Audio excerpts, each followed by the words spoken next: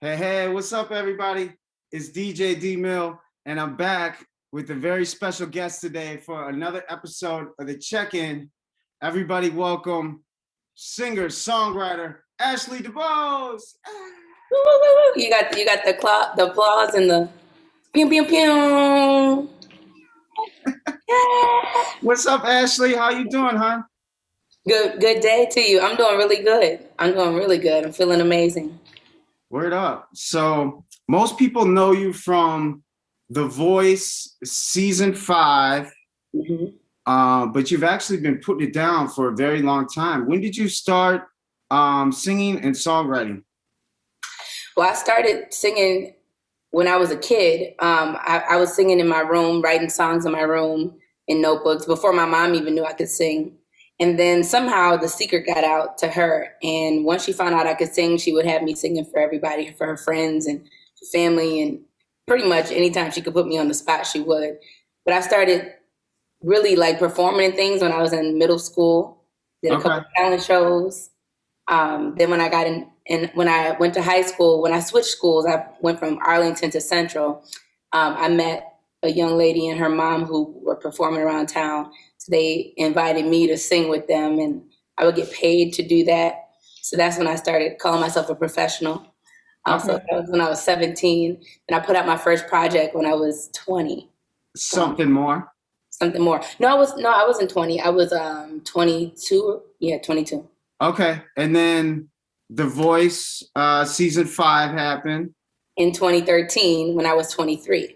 So I Okay. put a project out, and then about a year later, or 6 months later or so, about a year, something in between the 6 months to a year later, I was on The Voice. And Oh, and City Pages recognized you shortly after that. Then you followed up with another solo project, You. yep. So BU was released in 2015, about a year after I left The Voice. I started working on that as soon as I got home from The Voice. A few months after I came home from The Voice, and yeah, that one got a lot of attention, a lot Yeah. of great feedback. It was named one of the top albums of 2015 so far in the Star Tribune article that Chris Remenschneider, I hope I said his name right, Yeah. wrote. He's been showing me a lot of love over the years, so I want to shout him out, Chris. Thank you. So Dope. yeah, I got a lot of good things came from that project, and I worked with some amazing people on it. Yeah, that's originally kind of when I got tapped in with you, and I really like what you put out last year.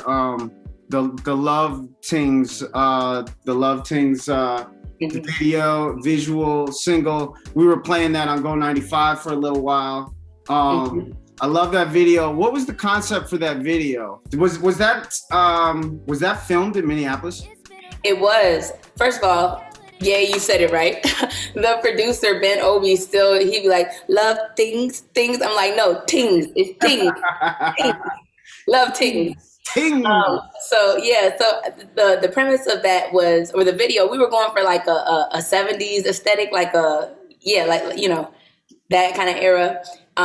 It was shot in Minneapolis at Minnehaha Falls. Okay. A lot of people, Yes, I recognized it. you Yes. recognize it. So you're a true Minnesotan if you know where that was shot at. I'm Yes. always impressed when people can pinpoint where we shot that at.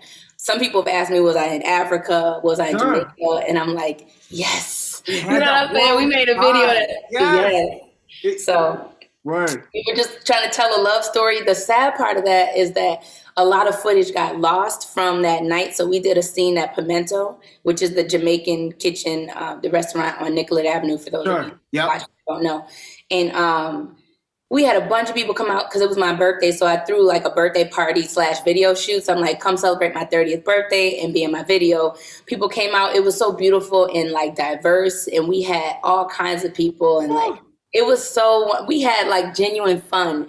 And I don't know what the heck happened, but the videographers told me that they lost the footage, somehow it didn't save or something, and that was really devastating because I had a lot of people that I love and new friends that I made that night from coming out and being a part of that. So but it was supposed to tell a story just about, kind of a love gone sour, and then they kind of reconnect, and is that, there's those feelings when you like kind of come face to face with your ex-lover, and he was at the party and we saw each other, like it was supposed to be telling a story, but if nothing else, it just, the visuals, I was really happy with how everything turned out because it felt good just watching it. Oh, I love it. I love it. I thought the director nailed it, and it's a great vibe. That leads me to your latest video that just dropped last week. It's single Boy Crazy.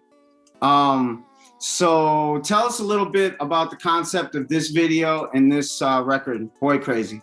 Okay, so Boy Crazy was born in Los Angeles. I was out there for a month. I have LA dreams, like, of living out there, and so I'm a mom, and it's not easy to just pick up everything and be like, okay, come on, we're moving to LA. So I go out there a few times a year, and this was the first time I actually spent that much time there. So it was a month-long stay, and I had made some friends out there. So I was recording with Alex James, and he had a friend of his, Ella Saint. So I had met her for the first time. So we were just vibing. He played me some beats. And when I heard it, I was like, ooh, I like this. And the chorus came right away. Ooh. And like during that time, I was feeling like something like a player. And I was kind of feeling myself. And so I was like, oh, I got options, like I was feeling like that. And I mean, I be having options, but I don't entertain them all. Like I don't want to give off the wrong. Yeah, you got options. But I had my phase, I had my phase, and I was like, oh, I'm feeling myself. And that, like, the chorus just came right away. And then, so we were writing and like, I'm bouncing ideas off of them. So I wrote it primarily, but Alex James and Ella Saint also were in there to help me hone it, and they got writing credit as well. And we just laid it down there. I had like a little cold and everything too, but we ended up like keeping the vocal from that session. And, then fast forward, the pandemic hit. I wasn't really able to do much with it, but I knew I wanted to put that out, and I knew I wanted a video for it. And I imagined maybe doing a video out in LA because the song was born in LA, but we ended up doing it here in Minnesota, and everything worked so perfectly. Johnny Stuckmeyer directed the video. He pulled together a massive team of amazing professionals, like, who really do this. Like, the video that you see is like a big budget video that was done out of the love of Johnny Stuckmeyer and like passion, like, that he had. I love the retro feel. It took me right there to Brandy's bedroom, I swear. Yes, that's exactly what we were going for. Go ahead. Yeah, it's great. It's cool. Yeah, we wanted to touch on that because it's like kind of a mix. We didn't know whether we were going for late 90s or early 2000s because it kind of has a feel of both. Yeah. And those are my influences. Like, I was a teenager growing up when, like, that's the music I listened to, like the early 2000 R&B and everything like that. So everything like that. That's funny. Have you seen that meme where that boy is like, and everything like that, and such and such, and everything like that? You know what I'm talking about? Yeah. You do? Okay. That just reminded me of that. But anyway, that's what we were going for. It's sick. It's dope. So everybody's got to go check that out. It's called Boy Crazy. It's out now everywhere on all platforms. And now NeYo. NeYo. He helped premiere this. How did that go down? How did you get NeYo involved with the rollout of this single? It's so crazy because years ago I've been saying I want NeYo to mentor me one day, and like I would be like, why is this the person that, like, it's just like this thing that came to me and I just stuck with it. Like, I'm like, okay, I'm gonna work with NeYo one day. And then a friend of mine who lives out in LA ended up making meeting him and like seeing him regularly, kind of knowing him. I don't know if they're like buddy, like call you up kind of, but yeah. I was like, oh, wow. I'm like, that's probably how it's going to happen. Long story short, fast forward a few months ago, or maybe like 2 months ago or so, he put on his page, if there's any artists out there who are serious about what you do, hit me up, let's work. Like, I'm trying to create opportunities for y'all, like, trying to like get back. So I saw it like maybe 4 or 5 days later, and I was like, oh, dang, I'm too late. I'm sure his inbox is flooded with like a bunch of messages. But I shot my shot anyway. I'm like, hey, NeYo, I'm like, I just saw your post, and it's crazy because I've always said I wanted to work with you. I hope I'm not too late. Like, I'm serious about this. Like, I really make hits. This is what I do. Like, I want to make like, I don't want just anybody, like, I want people who really want to make music that stands the test of time. And like, my affirmation that I tell myself all the time, that I'm a hit songwriter, and I'm a world-class singer. And like sometimes I say it when I don't even believe it. Like I say it when I'm depressed and I feel like giving up, and I say it when I feel great. It's like this affirmation right here. Jump. Yeah. So it's like sometimes you got to just speak things into existence. You don't have to know how it's going to happen or, make sense of it. But if it's something that you want, God wants to give you the desires of your heart. And another one of my prayers to God is just to keep me on the path. I'm like, I know I have these things that I want, but I also want your will. So if it's not your will, don't give it to me, because I don't want to get something and it's what I wanted. But, you could give a kid something they want. They can want candy all day. You can give it to them and they teeth rot, So like those are my two, like amongst other things, one of the things I say is I want to be a hit songwriter. So long story short, when I'm in his inbox, I'm like, I'm serious, like I really do this, and it wasn't even on no begging stuff. It was like, this is what I'm doing anyway. So I see you have an opportunity. So if you want to come and like join forces kind of thing. So the rest is history. Like, he hit me back and like, he reads his messages and he responds, either that or he has somebody doing it for him. But, we never like FaceTime until that first, when you see me on an interview with him, like that's the first time we met face to face. And, I hope that it continues. He sent me his email and I followed up. I know he's having a baby right now. His wife is in the hospital. Yeah, I heard. I'm gonna give him some time, but I'm gonna follow up, and like make sure I don't let that one get away, because that's a huge blessing. I know you're a very spiritual person. So how does that affect your music, or how does that play a role in your music, your spirituality?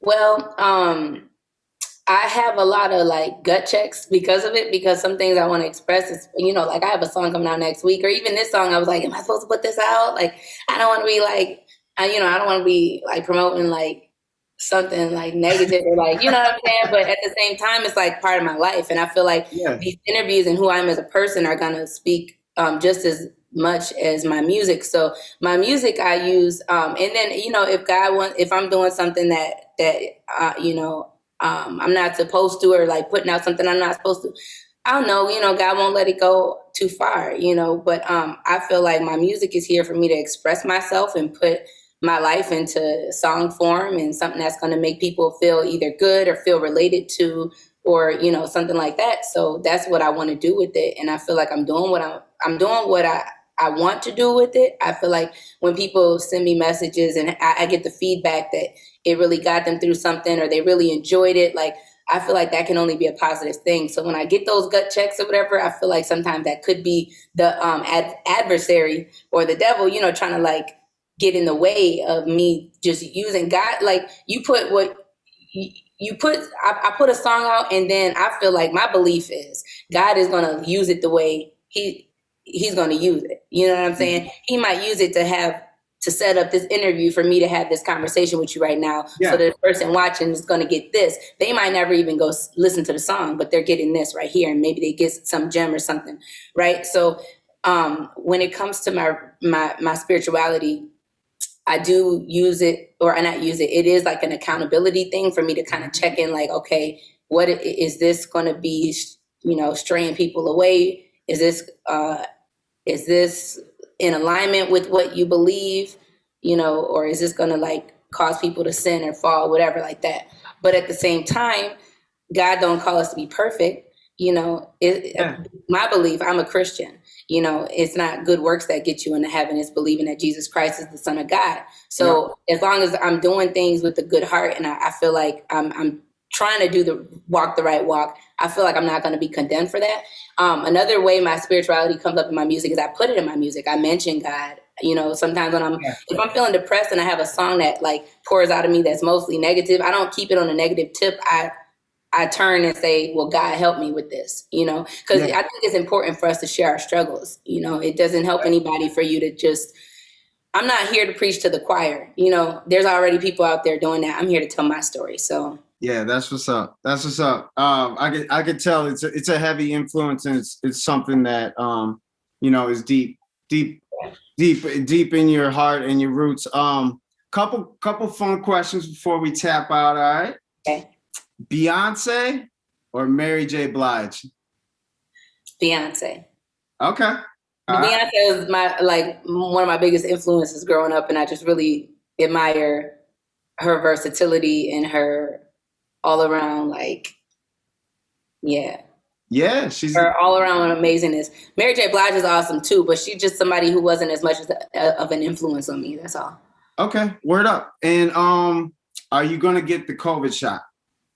And that's not in my plans. If I have to, I feel like they're kind of putting all these restrictions on us so that we kind of get forced in a corner and have to do it. But sounds like it maybe to fly. But as of right now, Ashley says no to the COVID shot. Nope. Okay. Nope. All right. Okay. That's all you got for me? I was like, appreciate ooh, I'm ready for the questions. Okay, that's fine. No, I like those questions. Let me not do you like that. Yeah. Hey, I appreciate your time. The new single "Boy Crazy" is out right now. Keep doing what you're doing. Keep being a leader. Ashley DuBose, we love you. Thank you. I love you too. Thank you so much for your support. It really means a lot. Like, and I wear your mask. Speaking of COVID shots, I don't need a COVID shot because I got my DJ D Mill face mask that I wear quite often. So you live in my world, and you don't even know it. So thank you. I appreciate it. All right, take care. Okay. Thank you. Bye, y'all.